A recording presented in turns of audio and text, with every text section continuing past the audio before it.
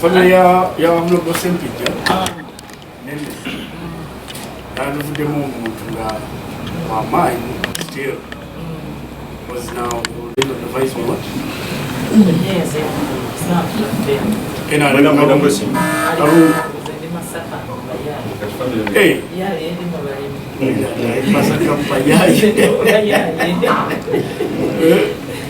so, anyways.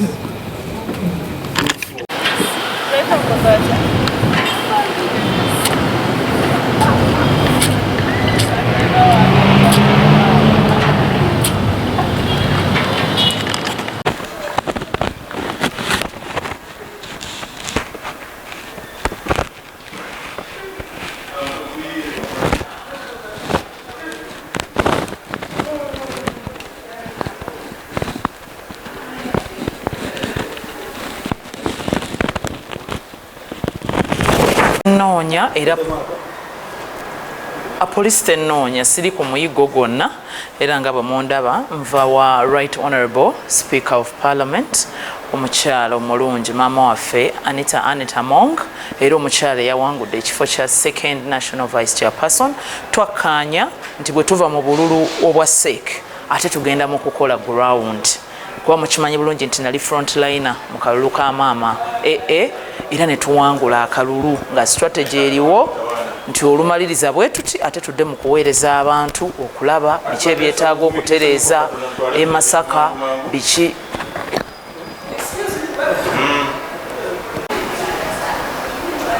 poliisi tennoonya era siri ku muyigo gwonna poliisi tennantimbako nti Nameere wanted era essaawa eno nva mu Parliament ku office ya Right Honourable Speaker of Parliament Mama Anita Mong omukyalo oyo tusoka tumuyozaayoza okuwangula akalulu ka SEC aka second national vice chairperson nali frontliner mu kalulu ke nga bwe mwabiraba nali ku mwanjo nnyo nze eyali akulira abalwanyi be abato era omukyalo oyo ne tukkaanya nti bwe tumala okuwangula ekifo kya SEC ate olwo nga tusumulula ground olwo nga tuyingira ate mu kukola akalulu akamalayo akamaliriza mu January n'okuweereza abantu baffe era namuwandiikira report ne mubuulira ebintu ebyenjawulo ebirina okutereezebwa mu Masaka City n'ebitatuukiddwako presidential pledges ezimu ezibulayo n'ebintu ebyenjawulo byayinza okuyambako nga speaker era omukyala nakkiriza ne tukkaanya tutusinkane ku Monday eno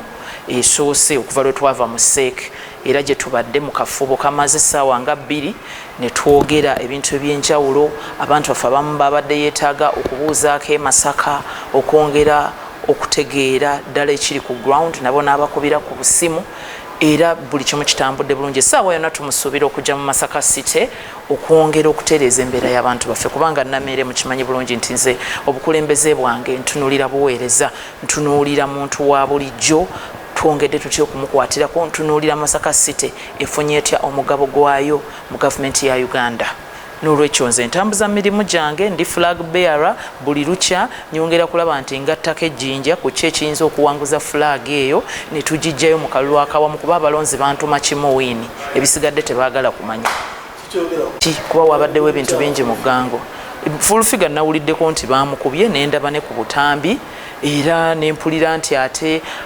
yeesibye ku nze yasooka kwesiba ku chairman Kalangwa nti ye yamukubye oba ye yasindisa abaamukubye kuba awo we yali azze chairman Kalangwa yali asoose kumukubira n'amubuuza nti lwaki ovuma abawagizi bange nga Nameere abantu bange obavuma nnyo ate be banyamba abantu abalala nabawa ssente zange ne munjabulira naye bano babaddewo ku lwange lwaki obeera obavuma n'amugamba nti ndowooza obaamuwa miliyoni oba 2 oba biki ndowooza obalekeraawo bavuma sijjukira bulungi naye waaliwo kubanga twali ku bintu bingi ate twaliwo bangi kati wakati awo bwe yakuba essimu nga boogera ne chairman Kalangwa saabifaako nnyo ebyagenda mu maaso naye kyenzijjukira nti gurupu yonna y'abantu nga 10 chairman bwe twamala enteekateeka eyaliwaawo n'akyuka agende yafuna ekyokulya naga nti mungoberere era ffenna ne tumugoberera tuba twakatuuka we twali tugenda okufunira ekyemisana nga batugamba nti full figure bamukubye yasooka kugamba chairman Kalangwa gwankubye kubanga gwe nayogedde naye nga nzija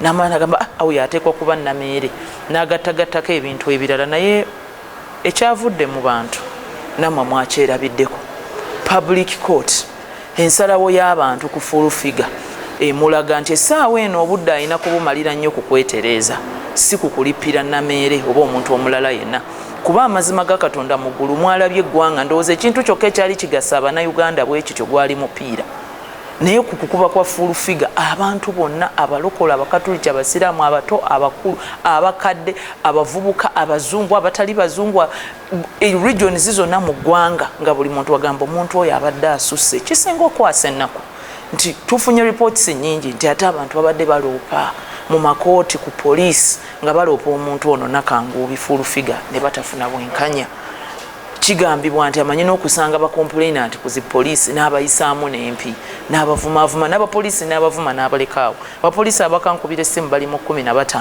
nga bonna bagamba omuntu ono ajja ku poliisi navoola buli omu kakati kyova olaba nti abantu batafuna bwenkanya balabika abamu batendewaliddwa okukola ebyo kyannaku nti nze gwe yabadde avumye bamukubye yabadde yakanvuma ndowooza ggulo limu nampemula nnyo naawe mulamuze Sempijja naawe mula omwami wange buli lwanvuma ate kukulumba muzeyi Sempijja ekindowoozesa nti muwendule alabika aliko bannabyabufuzi abamuwendula nti bw'okwata layini ekuba Nameere ne taata we oba okendeeza ku masannyalaze gaabwe naye taligakendeeza era talina kyayinza gakwatako kuba ffe ate tuzimbye amannya mu kukola na buweereza muzeyi Sempijja ye musajja ndowooza atafunangako olukuubagano yadde n'omuntu yenna naye kyannaku nti olaba omukazi omukulu ng'oyo kumpi balina myaka gyegimu naye ng'amukkakkanako n'amuvumanga nga bw'ayagala so nze ndowooza nti kino kisukka ku Nameere ye alina omupango gwe ng'omuntu naye okumukuba kw'obuzibu bulabika waliwo abaali batendewalira edda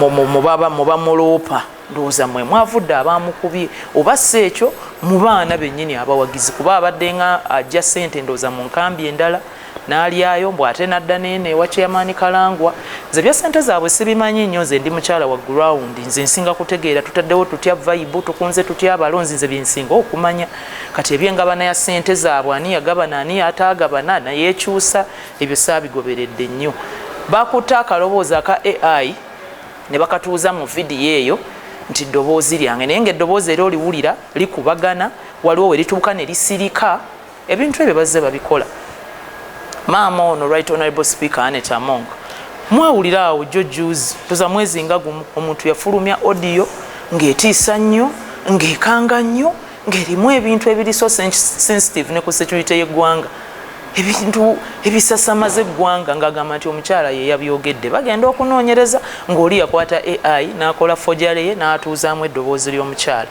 ng'ayagala kumutabula ne President Museveni n'olwekyo nze eddoboozi lyange baatuuzizzaamu tuuze mu eyo vidiyo nawuliddeko nti gamba yasoose nti chairman Kalangwa naddako nti ate Nameere kakati ate yabituusiza nti ate bba wa Nameere mwattu musaasira nnyo full figure kuba alabika abadde nga buli gyavuma bba wange nga nenfaanana ye tagimanyi nategedde nti tamanyi bba wange bwafaanana naye nga bwe yagambye nti yagenze ku poliisi abantu nabo kye basaba poliisi nti emisango egituuka mu 100+ gye baguddewo ku full figure nga tebannaleeta mipya kuba omuganda agamba omusango omukadde gwe gusala omupya emikadde gyo basooke bagijje mu ddiiro asimbibwa mu mbuga z'amateeka ffenna byazaatutulugunya bakusasira bakabizza amaziga abaana b'abandi abato amabujje gakutte ebifaananyi byago n'ateeka ku mukutu gwe n'avuma n'atyobola baatiisasiisizza okutta byonna basooke baddiiringe n'ebyo tulyoke tuwulire bino eby'okumutimpula na biki byonna bye baamukoze naye nga nze poliisi ndi law abiding citizen wempitira mu butongole wenzijira naye tennannoonyaako nkola mirimu gyange ku paalamenti wano wennyingidde waliwo poliisi namba a whole police department era mpiseemu bulungi mu security checks ne bambuuzaako nenzija nendaba maama ne twogera ku by'emirimu ebituzimba ne tugenda mu maaso n'olwekyo nja kusaba omukyalo oyo ng'abantu bwe bamusabye ate ku mulundi guno yafunye omukisa nti abasinga omumusaba yeetereze bakulu banne nga bakulu banne bwe bamusabye nti gundi weetereze ba office of the president mwagiraba yamuyitako negezaako mukomako era nabo n'avuma n'abavoola n'ezi vidiyo bye yakolera mu ofiisi zaabwe n'abirikodinga n'ateeka ku mikutu. N'olwekyo bwe kibanga bwe kityo bwe kyatambudde ate eggwanga lyonna ne lijjaguza kkubwa kwe, ayina okwekyekeinga ng'omuntu. Mukama ayinza okuba amuwadde omukisa gw'ataawa balala yasobola okwetereeza, naye nga sibimanyi ebintu bye, wabula alabika anyumirwa nnyo okulaba nti akakasa nti biva ku nze. Tewali mutawaana, nze wenfunira Samon. Okwetaagibwa ku poliisi si musango, era eba tekusalidde musango. Okwetaagibwa ku poliisi kitegeeza nti waliwo ensonga oba oli awo gye batadde ku ggwe oba we weetaaga okuwa information. Nze siina mutawaana, wabula mu kwetaagibwa kwange nsaba abeerewo n'emisango emirala emiyitirivu ennyo, era abantu kye beemulugunya ku poliisi tinga temunnatugamba gwe mwetaaga mu kino, mutuwa update emisango abantu gye baludde nga baloopa, abamu ne bakubwa n'empi nga Fufiga yabakuba gwe baloopye mu maaso g'abapoliisi, gyo mugituusizaawa. As simple as that. Ffe kye twagala okumanya. N'obutambi nze nalabye bungi nga bwanjawulo, simanyi bamukubye emirundi emeka. Kubanza obutambi nalabye bwanjawulo, eby'emikutu nga bw'obimanyi oba kati batandise obukwatamu ne bagattamu n'ebirala. Nze obutambi nalabye bwanjawulo. Okumulambula ate nze atali musawo, nze ndi looya na munnabyabufuzi. Clear that he who alleges must prove. Fufiga is telling lies. First of all, her first account of the events was that I hired goons, apparently, to put her in a dark corner in a room, and that I stabbed her. And they stole 700,000 from her and her phone. She swiftly changed the account to another version, that my husband beat her up. First of all, in the beginning, her version was that Chairman Kalangwa is the one who sent people to beat her up. So you see, when you insult so many people and you torture so many people and torment so many people, you end up, you really end up being scattered in terms of risk. You end up having so many scattered risks that you can't even tell who exactly is after you. So Fufiga has been insulting my family for a long time, my husband, my father, and myself, and my children. But it's very unfortunate that the man she has been insulting, she doesn't even know what he looks like, my husband. Because according to the videos I've seen, I've not seen my husband there. About my voice being heard in a video, why wasn't my body there? Why wasn't my picture there? Or why wasn't I in the video? Why is it just my voice? It is her Fufiga, because she wants to use this as a money heist to extort money from me and other people. It is her who got my voice and used AI with whoever assisted her to plaster my voice into that video. I shall not be cowed by a public bully, a public nuisance called Fufiga. She has made so many people break down with pain. She has driven families into depression. She has outdone herself. Police, I challenge you. The public is crying out to you. Give us an update on the cases against Fufiga. Have a compounded approach to this issue. Call all the files from all the districts, from all the police stations that have been opened up against Fufiga. Look at them as a joinder, so that you can assist her. Because I feel like this was a chance and a warning from God for her to fix herself, and even for you as police to take charge of people like that. It's wrong if the public have to seek their own justice. I don't support violence myself, and it was very sad to watch the public glorify violence. They were so happy. Everybody is celebrating. Ask yourself a question before we go into looking for Nameere, the husband, blah, blah, blah, blah, blah. Why is the public celebrating? They need you, police. They need you to hear them out. Otherwise, me, myself, I am innocent. I have been insulted endlessly. It's been too much from Fufiga, as you watched, Mr. Policeman. And as I reported to the office of the president, same thing, she went on, insulted them too, did blackmail, recorded them, put them on social media. She has outdone herself when it comes to orchestrating injustices in this society and in this country. So as you want to prevail on other people, as much as you would like to prevail on, say, the people who beat her up, do your best to prevail on her too. because one day somebody could take a job that could go beyond what police can manage. We have seen people like Ichuli. People kept reporting him to police. You would release him. People kept crying. People suffered with injustice from him until one day somebody just shut him up for life. So think about it. Think about the possibility of these things. We don't want them to happen. We didn't want to lose Ichuli in that way. We wanted him to do better and be a better blogger and be an entertainer that he was. But unfortunately, that's how those he caused pain to chose to end it. We don't want to see that happening to another person. So police do a full-blown investigation into this. Otherwise, as long as I get the summon, I will present myself to police because I'm a law-abiding citizen. We have seen that you are the latest victim of her vlogging. Because that's where people connect you directly to this case. That you are the latest victim, the last victim, and so maybe you are the reason. In that very week, she abused Honorable Nantaba. In that very week, she abused Right Honorable Kadaga. In that very week, she abused so many people. In that very week, she insulted musicians. In that very week, she abused Ann Taylor. In that very week, probably, maybe I'm the most prominent one among all of them, but I wasn't her latest victim. She always has more than one victim, just so you know. And in that video, exactly, you said that there was My voice was just planted in that video. My voice was just planted in that video. And the man in the dream is said to be your husband, is it true? I'm not a video interpreter. So you will have to go to probably forensics to assist you with issues to do with that video. But say that you were in that very I'm wondering, is this an interview or a courtroom? Because they say that we were in the same vicinity. We were coming from NRM Secretariat as a group. Everybody that was in that meeting was in the same vicinity. Because even Chairman Kalangwa, who had just left, was a few meters away. So everybody was in the vicinity. But in terms of where she was being thumped, I wasn't present. And last year, talk about the meeting. You said that work is going on normally and you were planning meetings.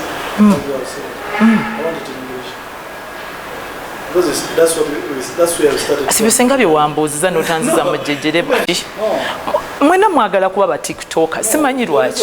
I don't know why journalists no longer ask questions of journalists. Mwena mwagala mutubuuze ba tiktoker bye batubuuza. Kati today's topic I want to know where you started from in Uganda. That's what I want. But you said life is moving on normally and you're using the speaker and whatever. As you are aware, I was a frontliner in the SEC campaigns and elections of Right Honorable Speaker Mama Annette Among, and I was the commander of Ayongede Brigade, and we agreed that when we get the win, when we bring it home, immediately after winning, we shall meet up and start planning for the ground and start planning on how we shall galvanize support in my area, Masaka City. And we've had a very successful meeting today for about 2 hours. We have had to interact with some of the people back home in Masaka City. We've made some calls, we've made some alliances, we've made some good progress. We have been able to track service delivery, some of the things where we need improvement and some of the unfulfilled pledges. We have agreed to push, and she's in a better position to do that now that she's a speaker and second national vice chairman at the same time. So I'm moving on with my work. I am a woman of action. I am a woman of ground. I hear about full figure and all this other mess, but I'm moving on with my work. I'm a law-abiding citizen. If police needs me wherever they need me, I will appear. But if they don't summon me and I just hear it flying around videos, then I wouldn't know if it's official or if it's just verbose. So I am around in case I am summoned anywhere. I will be present. About Masaka City, of course, my people know that for me, my promise is service delivery. The NRM people gave me the NRM flag and told me one thing: we want a win, and I'll bring the win home. as I do service delivery. So I thank the Speaker for her time. I thank her for giving this special thought to Masaka City. She's just fresh from an election, but the first Monday after her election, she has given 2 hours of her time to Masaka City. I thank her, I salute her. She will be coming home to Masaka City very soon, and we shall be able to have a more interactive session between the Speaker of this country and the folks in Masaka City, which I believe will be a great stride in making sure we improve the relationship between the NRM government and our people of Masaka City, because government needs Masaka City, but also our people need government. Okay. Can you visit your fellow presidential advisor? Who exactly? That full figure. I'm an NRM flag bearer, so maybe you mobilize her other fellows to visit her. Okay. Wandize mwifu tugenda kujira okiza wali bagenda celebrating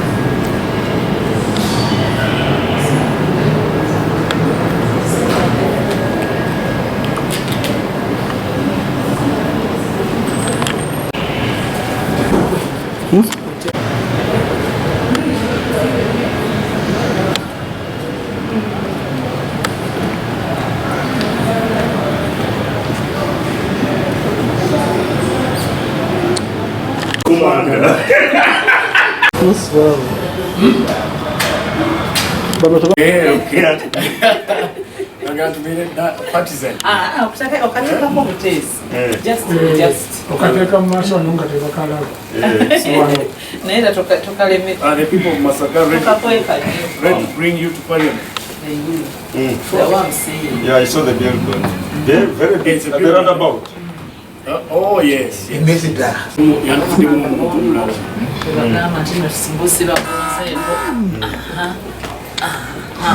Family ya Honorable Sempija. Yanuvudemu omuntu nga wamaanyi still was now the vice what?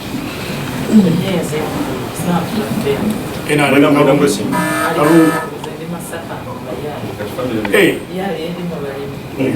Masaka mpayayi. So anyways.